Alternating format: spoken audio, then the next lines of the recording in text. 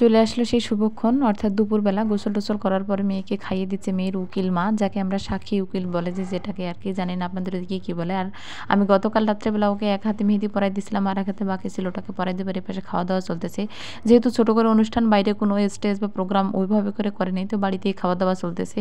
এভাবে করে এরকম আমাদের এরকম বারান্দাতে এরকম পাটি বিছিয়ে দিয়ে সবাইকে খাওয়া দাওয়া করাচ্ছে, আর আমরা ওপাশে বসে আর কি মেহেদি পরাচ্ছি মেয়েকে। আসসালামু আলাইকুম, সবাই কেমন আছেন? আশা করতেছি সবাই অনেক ভালো আছেন। আলহামদুলিল্লাহ আমিও অনেক ভালো আছি। তো আমার ভিডিও কেমন লাগে পুরো ভিডিও অবশ্যই দেখবেন, আর ভিডিওতে একটা অবশ্যই লাইক করবেন, কমেন্ট করবেন, সাবস্ক্রাইব করে পাশে থাকবেন। আর আমাদের গ্রামের বিয়ের অনুষ্ঠান কিন্তু এভাবেই করে হয়ে থাকে। আর এই দুইজন হচ্ছে আমার ভাস্তির বান্ধবী। ওরা ওদের সাথে খুবই আর কি ওরা ইন্টিমেট, খুবই কাছাকাছি থাকছে অনেক দিন ধরে। তো আজকে ওদেরকে দাওয়াত হয়েছে। এটা হচ্ছে আমার চাচাতো বোন, এটা হচ্ছে মেয়ের ভাই, ছোট ভাই আর কি, আমার ভাস্তা হচ্ছে। আর আমি এখন মেয়েকে নিয়ে চলে আসলাম আমাদের বাসাতে, আমার ঘরে নিয়ে আসলাম ওকে আমি বউ সাজাবো বলে। যেহেতু ছোট করে প্রোগ্রাম, তো বাইরে যায় গিয়ে আর কি পার্লারে বা কোথাও কোনো সাজা হবে না, যা আছে তা দিয়ে আর কি। ওরা আগে সব জিনিসপাতি পাঠায় দিয়ে দিছিল মার্কেট করার জন্য। ইভেন মার্কেটেও আমি নিজেও গেছিলাম, ওদের সাথে আমাকে পাঠাই দিছিল।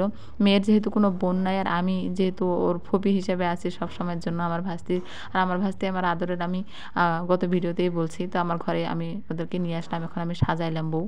তো অবশ্যই জানাবেন আমার ভাস্তিকে আমি কেমন সাজালাম, আমার কেমন দেখাচ্ছে। আমি আমার হাতেই ওকে, যেহেতু ছোট্টবেলা থেকে আমার কাছে খুব আসা যাওয়া করছে, তো আমি চাচ্ছিলাম যে সুন্দর করে আমি ওকে সাজাইতে, যতটুকু পারছি আমি ওকে সাজাইলাম। তো সবাই দেখে মাশাআল্লাহ বলবেন, আর ওদের জন্য দোয়া করবেন আর কি, আমার জামাই মেয়ের জন্য, যেন ওরা দাম্পত্য জীবনে সুখের হয়।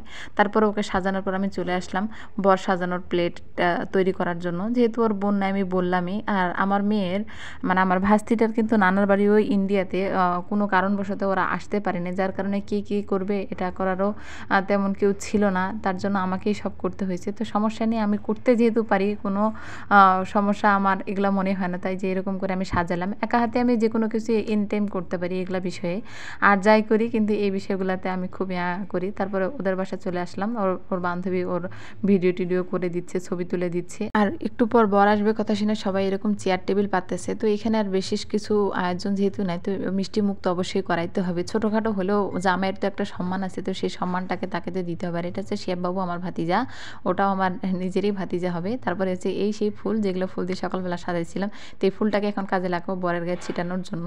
তো বর আস্তে আস্তে অনেক রাত করে, তারপর আমার ভাতিজা অর্থাৎ আমার ভাস্তির যে ভাই, আমার জামাইটাকে হচ্ছে ঘড়ি পরিয়ে নামাবে।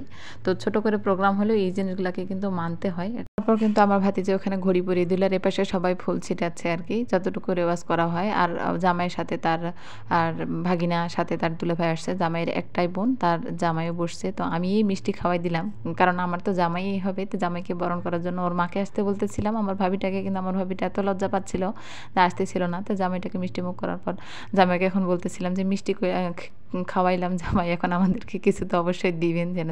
তো যাই হোক, আমাদেরকে একটা সম্মানই দিছে। আর এই পাশে আমার ভাগিনা ভাতিজারা, এরা কিন্তু পার্টি স্প্রে দিয়ে ফুল জামাইয়ের মাথা, জামাইয়ের দুলাভাইয়ের মাথা সব শেষ করে দিছে। এগুলা কিন্তু এখন কমন হয়ে গেছে এই রেওয়াজগুলা। তারপরে কিন্তু এই পাশে কিন্তু খাওয়া দাওয়া শুরু করছে। সব কিছু কিন্তু খুব ছোট পরিসরে আয়োজন, তো যতটুকু পারছি আর কি ততটুকু করে আর কি আমরা সম্মান করার চেষ্টা করছি জামাইয়ের বাড়ির লোকজনদের। তো তারপরে কিন্তু এভাবে খাওয়া দাওয়া চলতেছে আর কি। এগুলা জামাই বাড়িতে জামাইদের যে আত্মীয় স্বজন যারা আসছে, বেশি জন আসেনি অবশ্য, 20-22 জন আসছে। যেহেতু একবার এটা মোহর হয়ে গেছিলো, আর এখন শুধু নিয়ে যাবে, উঠাই নিয়ে যাবে, এই জন্য ছোট্ট করে। আর আমি যে প্লেট সাজেছিলাম, এখন সেই প্লেটটা নিয়ে আমি জামাইয়ের সামনে দিলাম। আমার ভাতিজির রুমে বসছে সবাই আর কি। তো জামাইয়ের প্লেটে যে এরকম করে আমি সাজাইছি, তো কেমন হয়েছে প্লেট সাজানো সেটাও কমেন্ট করে অবশ্যই জানাবেন। এখন আমার জামাই বলতেছে এখানে কি আমরা সবাই খাবো? তো যাই হোক, আমি সুন্দর করে সবাইকে আগাই দিলাম। আর পাশে বসছে জামাইয়ের কিন্তু ও দুলা ভাইয়ের সেটা বাবা হন, উনি খুব বৃদ্ধ মানুষ, এই জন্য উনিও পাশে বসছেন। আর জামাই কিন্তু দুপাশে এক পাশে ভাগিনা আর এক পাশে ভাতিজাকে নিয়ে বসছে। জামাইরা খাওয়া দাওয়া শুরু করে দিয়ে দিছে। প্রথমে জামাই তার ভাগিনাকে খাওয়াই দিলে। এই সুন্দর বাবুটা কিন্তু কিছুদিন আগে অ্যাক্সিডেন্ট করছে, এই বাবুটার জন্যই কিন্তু বড় করে অনুষ্ঠানও করা হইল না সেরকম করে, বা বিয়েটাও এরকম করে অনেক পিছিয়ে গেল, নয়তো আগেই হয়তো। তো যাই হোক, জামাইরা খাওয়া দাওয়া শুরু করে দিয়ে দিছে। নতুন বর যেহেতু খাওয়া দাওয়া শুরু করে দিয়ে দিছে, তরকারি বেটে আগায় দেওয়া সত্ত্বেও তারা নিজে তুলে খাচ্ছে না, তো আমাদেরকে তুলে খাওয়াইতে হবে। তুলে খাওয়াইলে কি সমস্যা, পরবর্তীতে কিন্তু এটাকে পুষাই নেব, যেহেতু কত টাকা দেয় সেটা দেবো, কারণ খাওয়াচ্ছে তো সুন্দর করে, ফুপি শাশুড়ি বলে কথা, বোন নাই তো কী হয়েছে, তা আমিও তো A to Z সবই করতেছি, তো এই কাজটাও আমাকেও করতে হয়েছে। তো সমস্যা ছিল না। তো জামাই এরকম মুরগিটা মুখে নিয়ে দেখাচ্ছিল, কারণ অনেকজনই ভিডিও করতেছিল, পিছনে অনেক ভাতিজা ভাগিনীগুলো এগুলো আরও ভিডিও করতেছিল, তো জামাই এইভাবে দেখাচ্ছিল আর কি। এগুলো কিন্তু অনেক মজারই হয় বিয়ে শাদীর অনুষ্ঠানগুলো, যারা যারা এইভাবে করে খাইছেন বা এইভাবে করে বিয়েতে যায় সবাই মিলে আনন্দ এনজয় করেন অবশ্যই জানাবেন। তারপরে আমার ভাস্তিটাকে নিয়ে তাদের বাড়ির সবাই মিলে এরকম করে খাইতে বসছে, যারা হচ্ছে মেয়েরা ছিল। তারপরে আমি আবার আমার ভাই ভাবি বা ভাতিজা ভাগিনী এরকম সবাইকে মিলে এক জায়গায় তাড়া করে এই স্মৃতিচারণটা করে রাখলাম, মাঝখানে জামাইকেও দিলাম, যার কারণে এটা থেকে গেল। এখন মালা পরানোর সেই শুভক্ষণ আসলো, কারণ এই সময়টার জন্য সবাই অপেক্ষা করে চলে যাবে। আর এটা আমার দুলাভাই মনে হয় ঘুমিয়ে টলতেছিল, আমি একটু ভিডিও ক্যাপচার করে শয়তানি করলাম আর কি। তারপরে কিন্তু এখন মালা পরানোর সময় আসবে। গ্রামের অনেকজন বা আমরা আত্মীয়স্বজন যারা আছি সবাই মিলে এরকম করে দেখতেছি। আর এটা আমার ভাই, যার মেয়ের বিয়ে হচ্ছে। তো সবাই অধীর আগ্রহে আমরা অপেক্ষা করতেছি কোন সময় মালা পরাবে, কারণ বিয়ের আনুষঙ্গিক যেগুলো প্রথমের নিয়ম থাকে সেগুলো সব শেষ হয়ে গেছে। তো এই যে আমার ভাগিনা ভাতিজা উল্টা করে মালা পরাইছে, কারণ হচ্ছে একটাই যে টাকা পাবে তখন তারা মালাটা সিধা করে পরাবে, এই জন্য প্রথমে টাকা নিল, তারপরে কিন্তু মালাটা এখন সিধা করে দিবে।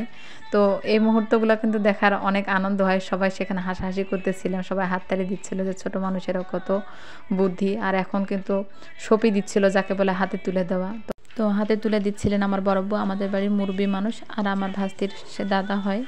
আর এই মুহূর্তটা অনেক অনেক ইমোশনাল প্রত্যেকটা মেয়ের জন্য। জীবনের বাবার বাসা থেকে চলে যাওয়াটা এটা কতটা কষ্টের এটা একটা মেয়েই ভালো জানে।